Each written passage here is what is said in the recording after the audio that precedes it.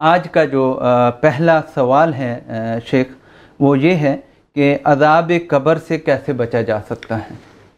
بسم اللہ الرحمن الرحیم، الحمد للہ رب العالمین، وصلی اللہ علی نبینا محمد وعلی آلہ وصحبہ اجمعین۔ اس سوال کا جواب دینے سے پہلے میں یہ بتا دینا چاہتا ہوں کہ قبر کا عذاب برحق ہے۔ بعض لوگوں نے عذاب قبر کا انکار کیا ہے، مگر وہ اپنے اس رویے سے کتاب اللہ اور سنت رسول اللہ صلی اللہ علیہ وسلم کا انکار کر رہے ہیں۔ بخاری شریف اور مسلم شریف کی روایت ہے، مائی عائشہ رضی اللہ تعالیٰ عنہ فرماتی ہیں، یہ حدیث بخاری شریف کی ہے کتاب الجنائز میں۔ مائی عائشہ رضی اللہ تعالیٰ عنہ فرماتی ہیں، ایک یہودی عورت میرے پاس آئی اور اس نے عذاب قبر کا تذکرہ کیا اور یہ کہا کہ اللہ تعالیٰ آپ کو عذاب قبر سے محفوظ رکھے، بچائے۔ حضرت عائشہ رضی اللہ تعالیٰ عنہ کو اس نے یہ دعائیں دیں۔ کہتی ہیں کہ میں جب رسول اللہ صلی اللہ علیہ وسلم تشریف لائے تو میں نے رسول اللہ صلی اللہ علیہ وسلم سے عذاب قبر کے بارے میں سوال کیا۔ رسول اللہ صلی اللہ علیہ وسلم نے فرمایا، ہاں، قبر کا عذاب برحق ہے۔ ام المومنین عائشہ صدیقہ رضی اللہ تعالیٰ عنہ فرماتی ہیں کہ اس کے بعد میں نے رسول اللہ صلی اللہ علیہ وسلم کو دیکھا کہ جب بھی آپ نے کوئی نماز پڑھی تو قبر کے عذاب سے آپ نے پناہ مانگی۔ چنانچہ بخاری شریف کی روایت ہے، حدیث کے راوی ہیں ابو ہریرہ رضی اللہ تعالیٰ عنہ، کہتے ہیں کہ رسول اللہ صلی اللہ علیہ وسلم یہ دعا کیا کرتے تھے، اللہم انی اعوذ بک من عذاب القبر ومن عذاب النار ومن فتنۃ المحیا والممات ومن فتنۃ المسیح الدجال۔ ویسے بھی نماز میں تحیات اور درود کے بعد جو دعائیں پڑھی جاتی ہیں ان میں یہ دعا رسول اللہ صلی اللہ علیہ وسلم سے ثابت اور ماثور ہے۔ اگر قبر کا عذاب برحق نہ ہوتا تو رسول اللہ صلی اللہ علیہ وسلم ہر نماز کے آخر میں قبر کے عذاب سے پناہ کیوں مانگتے؟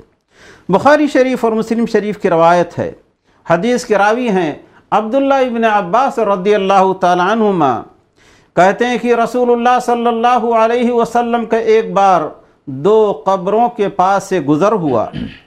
رسول اللہ صلی اللہ علیہ وسلم کو جبریل علیہ السلام نے بتا دیا کہ ان دونوں پر عذاب ہو رہا ہے اور کیوں عذاب ہو رہا ہے۔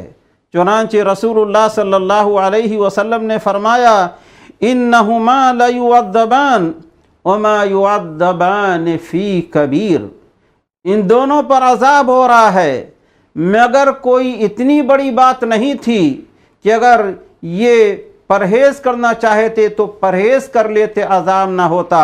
رسول اللہ صلی اللہ علیہ وسلم نے فرمایا، اما احدہما فکان لا یستتر من البول، ان میں سے ایک کی غلطی یہ ہے کہ یہ پیشاب کے چھینٹوں سے نہیں بچتا تھا، واما الآخر فکان یمشی بالنمیمہ، لیکن دوسرے کی غلطی یہ ہے کہ وہ چغلی کیا کرتا تھا۔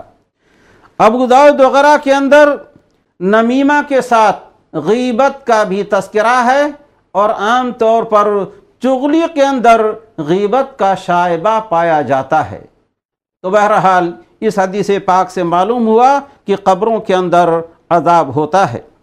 رسول اللہ صلی اللہ علیہ وسلم ایک دوسری حدیث پاک کے اندر فرماتے ہیں جو مسلم شریف کی ہے، حدیث کے راوی انس بن مالک اور زید بن ثابت رضی اللہ تعالی عنہما، رسول اللہ صلی اللہ علیہ وسلم نے فرمایا، اس امت کو اس کی قبروں میں آزمایا جاتا ہے، اگر مجھے خطرہ نہ ہوتا کہ تم اپنے مردوں کو دفن ہی نہ کرو تو میں اللہ رب العالمین سے دعا کرتا کہ عذاب قبر جو میں سننا ہوں وہ تمہیں بھی سنا دے۔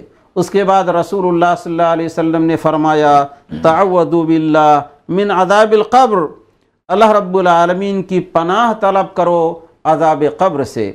اسی طرح बुखारी और मुस्लिम की हदीस से भी मालूम होता है कि बंदा जब दफन कर दिया जाता है, अभी उससे दफन करने वाले उसे छोड़कर थोड़ी ही दूर आते हैं। हदीस शरीफ के अंदर आता है वो उन लोगों के जूतों की आवाज़ सुनता रहता है जो लौट रहे हैं दफन करके। इतनी देर में 2 फरिश्ते आ जाते हैं और उस बंदे से 3 सवाल होते हैं, तुम्हारा रब कौन है, और तुम्हारा दीन कौन है, और तुम्हारे नबी कौन हैं।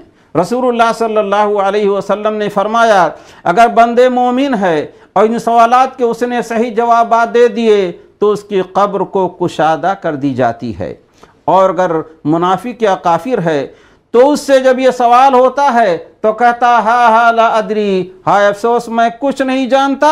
रसूलुल्लाह सल्लल्लाहु अलैहि वसल्लम ने फरमाया, उससे कहा जाता है वाकई ना तूने कुछ समझा, ना जाना, ना पढ़ा। उसके बाद लोहे के हथौड़े से उसे इतना ज़बरदस्त और ज़ोर से मारा जाता है कि उसकी चीख निकल जाती है और इंसानों जिनों के सिवा सारे जानवर उसके चीखने की आवाज़ सुनते हैं।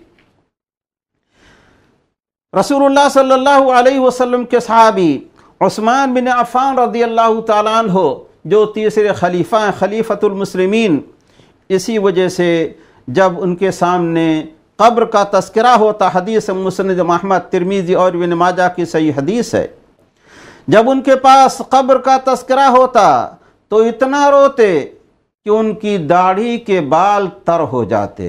अब आज अगर दाढ़ियाँ नहीं है तो चेहरे ही तर हो जाना चाहिए, बहरहाल बाल ना हो, दाढ़ी तो ही है। बहरहाल वो इतना रोते कि उनकी दाढ़ी के बाल तर हो जाते।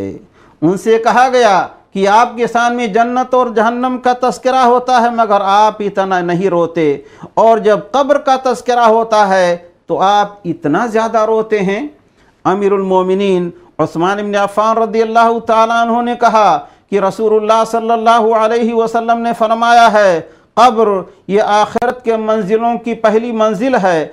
अगर बंदा यहाँ कामयाब हो गया तो बाद के मनाजिल और आसान हैं, लेकिन अगर यहाँ कामयाब ना हुआ तो बाद की मंजिलें और ज़्यादा सख्त हैं, इसलिए मैं रोता हूँ। और ये भी कहा कि रसूलुल्लाह सल्लल्लाहु अलैहि वसल्लम ने फरमाया कि कब्र से ज़्यादा हौलनाक मंज़र मैंने कहीं और नहीं देखा। तो इस्लामी भाइयों, कब्र का अज़ाब बरहक है। अब आया कब्र के अज़ाब से कैसे बचेंगे। रसूलुल्लाह सल्लल्लाहु अलैहि वसल्लम का इरशाद है, हदीस है मुस्नद इमाम अहमद और सुनन अरबा की। रसूलुल्लाह सल्लल्लाहु और हदीस के रावी हैं अबू हुरैरा रज़ियल्लाहु ताला अन्हु, कहते हैं कि रसूलुल्लाह सल्लल्लाहु अलैहि वसल्लम ने फरमाया, कुरान में एक सूरत है जिसने अपने पढ़ने वाले के हक़ में सिफारिश की यहाँ तक कि उसे बख्श दिया गया। वो सूरत कौन है? तबारकल्लज़ी बियदिहिल मुल्क। बाद रिवायात के अंदर आता है कि उसके अंदर 30 आयतें हैं, चुनांचे सूरह मुल्क के अंदर 30 आयतें हैं। अब कब्र के अज़ाब से कैसे बचा जाएगा?